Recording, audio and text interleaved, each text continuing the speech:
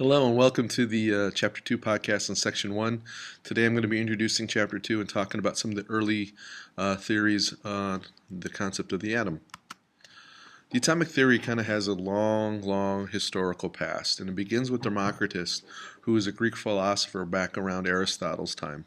Democritus was the first person of record who actually talked about the concept of an atom, the idea that matter could not be divided into any smaller pieces other than that.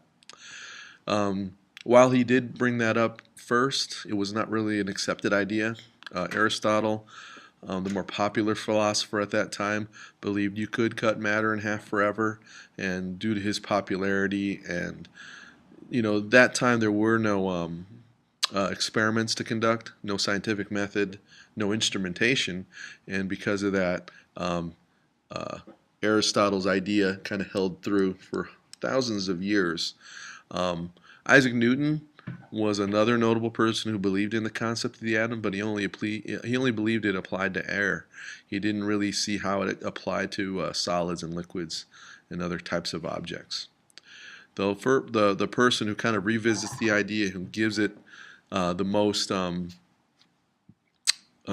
validity, was our fellow here, John Dalton, who was actually an English school teacher.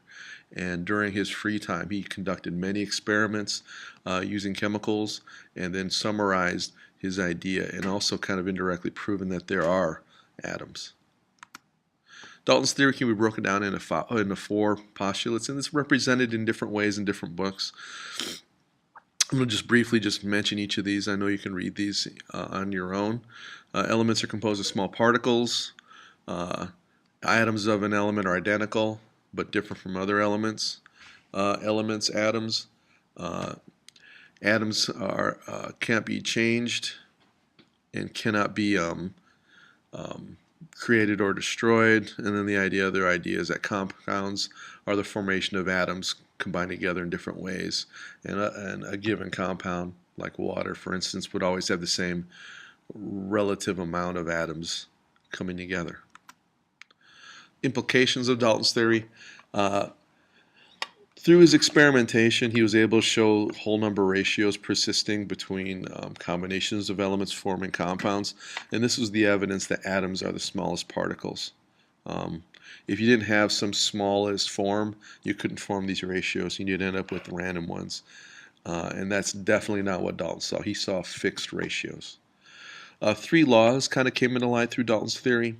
The law of constant composition, and again this revisits the idea that a chemical substance, a compound, will always have the same whole number ratio of atoms combining to form the compound. So water would always be H2O. We also have the law of conservation of matter, the idea that atoms are neither created nor destroyed.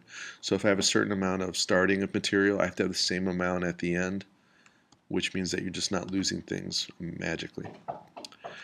We also have the law of multiple proportions, the idea that when elements can combine to form more than one compound, if you take the ratios of those two compounds, they'll also be whole numbers.